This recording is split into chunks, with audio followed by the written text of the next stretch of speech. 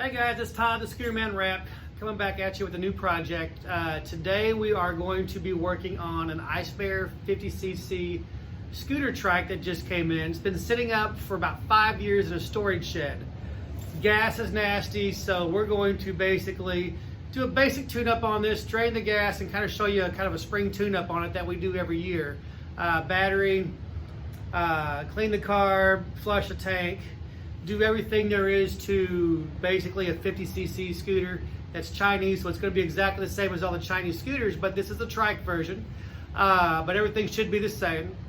So after that, we're going to get into this thing and kind of show you what we deal with. Thanks a lot for watching. So this is the scooter trike that we're working with. It is a 2010 Ice Bear 49cc scooter trike. Same as basically just a basic scooter, but instead of spinning a rear wheel, you're spinning the rear axle on a chain. So not a big deal, but what we're going to do first is basically pop the seat open. We are going to, I've already got this loose right now, but we're going to basically take out this screw, that screw, and the two screws here in the bottom, there and there. At that point, we can pull this whole entire seat pan out, which is what we're going to do right now.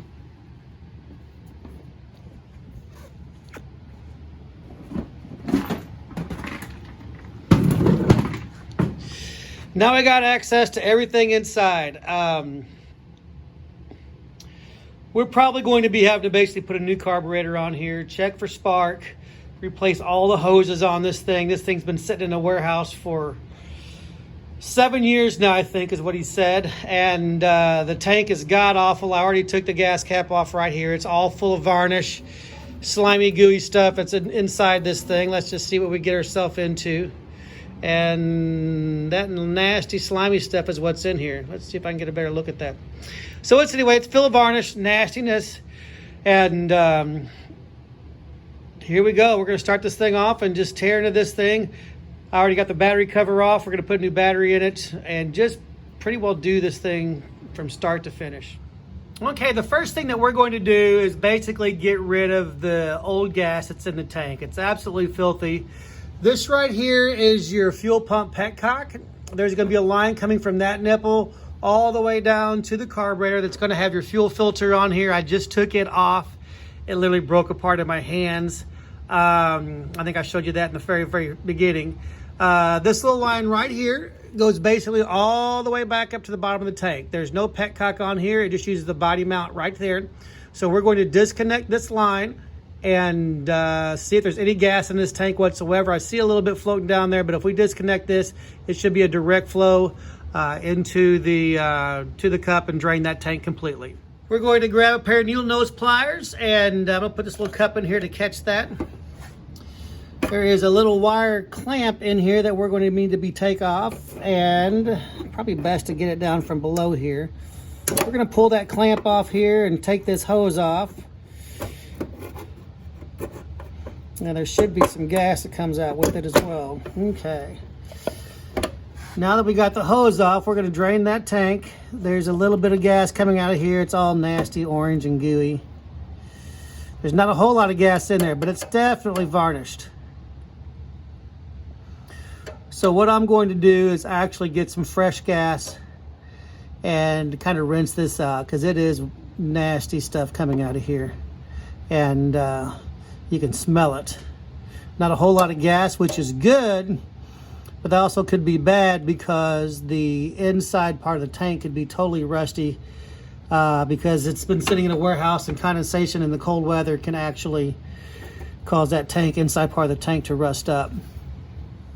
All right, I am going to add just a little bit of fresh gas to the tank here and see if that all comes out the bottom here. I don't have a whole lot of gas in here, but I am going to put a little bit in there and see if we can just flush a little bit of that old stuff out of here.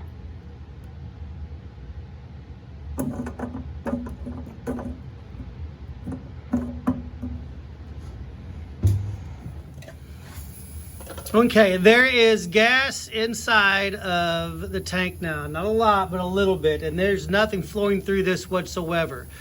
I actually blew inside this tube right here, which goes directly through the tank, and I can't even blow through it. It's completely clogged. So what I'm gonna do is I got an air compressor here, and I'm going to blow some air through this nozzle right here and hopefully break all that rust loose here.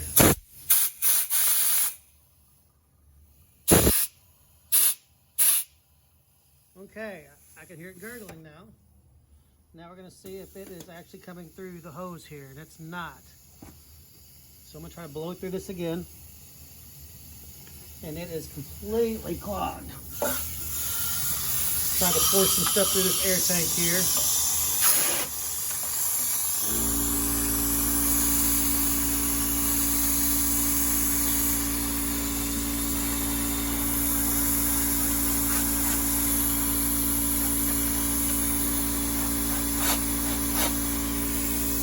Still nothing coming through, but you can see all the rust and stuff on my hand that this thing's blowing through this tank.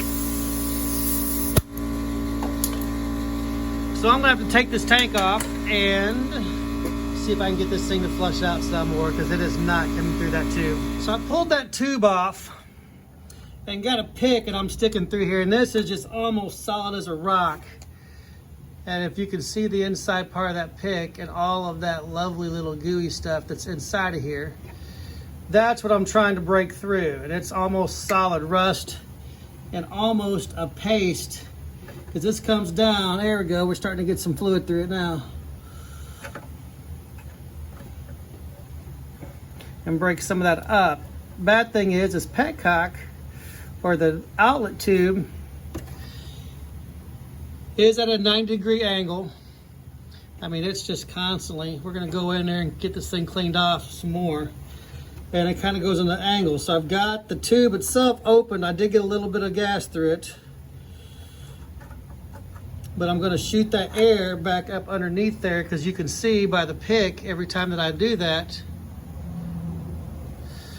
I'm getting just completely just rust filled sludge on my pick. That's just nasty. So I've kind of got the last inch broken up, but then it takes a 90-degree angle that goes up into the tank. So since I kind of got that broken out some more and more, I'm gonna take the air and see if we can break it up some more now. It might take a little bit, but I'm gonna try to get this up underneath the tube now and see if we can get it to break loose some.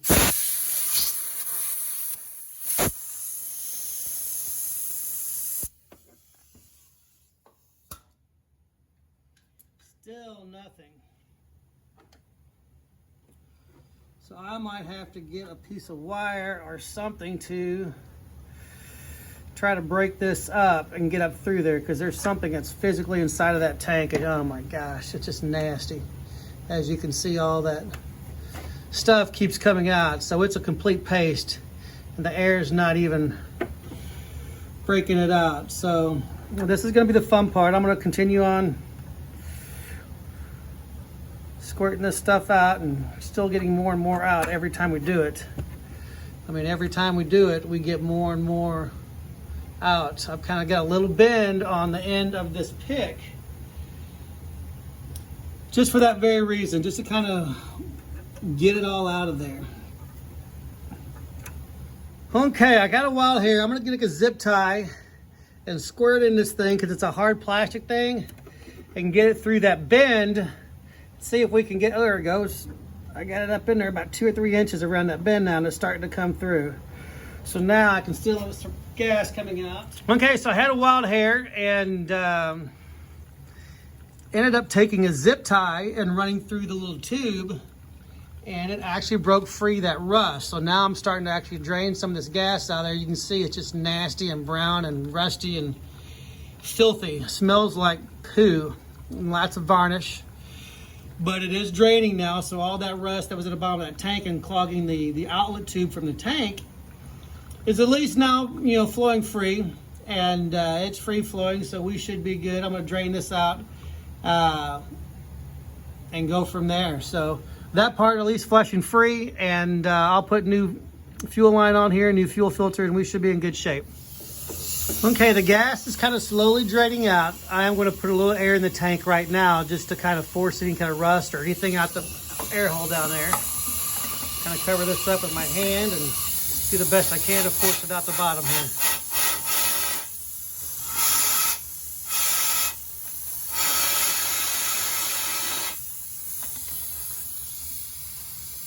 Gosh, look at all that stuff that's coming off of my hand, all that rust and stuff blowing up out of that gas.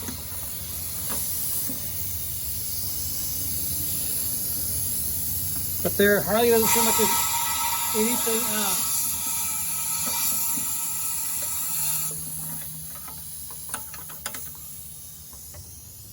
So it looks like we're in pretty good shape right now. It looks like it stopped dripping. There's nothing coming out whatsoever. And I'm going to take this air hose again, go up underneath here, blow through that hose just to make sure that nothing is coming out and it's not clogged.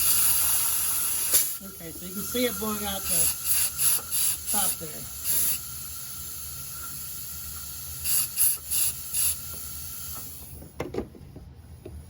So the tank is free now, and I'll put it back up there. And if you watch the top of the tank here, you can see air and gas and stuff come through as I put some air in there. See it kind of puffing right there?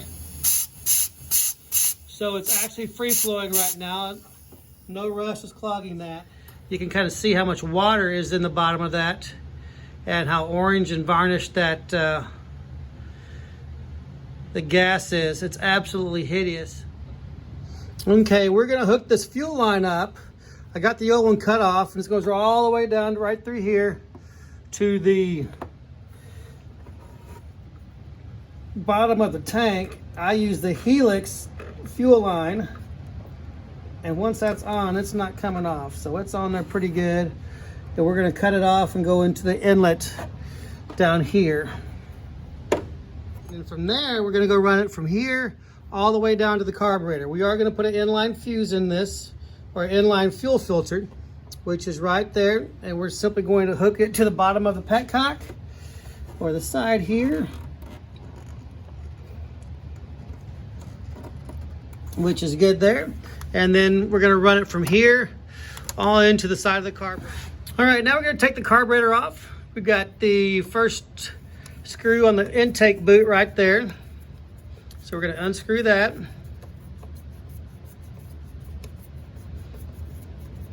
Then come back to the air filter boot and unscrew it. The air filter should be able to pull right off now as far as that black hose goes.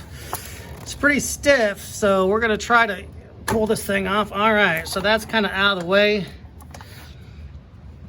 Next in line, we've got the throttle cable. Most of the time you just kind of push down, and then this front nut here will come off, and you can simply unscrew it. Just got to put a little pressure on it.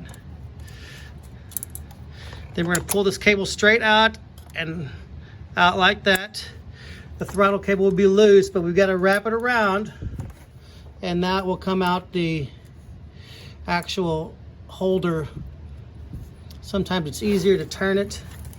And I'm going to do this right here to kind of show you how that gets in there. Then you can simply pull it right on out. So once you get this little nipple right here, then you put it back in, you slide it right on in, stick it in the hole, and turn it this way. So we're going to pull that on out of the way. And from now, our carburetor should be able to just pop right on off. And it does. The bad thing is, this is the original carburetor. And the bad thing about that is, anything after 2010 is going to have these non-serviceable carburetors, which means these are screws, but they're ground off. So there's no way to take those out without drilling them out. All three screws here, here, and here, there's no way to do that. So basically, we're just going to take this carburetor, I'll throw it in my box with about 50 or 60 of these carburetors, and every winter we'll drill all these out and rebuild them, because there's simply no way to clean them. And this one like this has been sitting with that gas in it that long. It's all varnished up. From there, we're going to make sure to follow this around, and there will be a choke wire right here. So just push that, pull that off, and now we are ready for the new carburetor. That concludes part one of this two-part series. Next up, we're going to put the carburetor on, charge our battery, check spark, and see if we can fire this thing up. Remember to like our channel and subscribe to us. We have a lot more informational videos to come, all about scooters, ATVs, and dirt bikes. Thanks a lot for watching.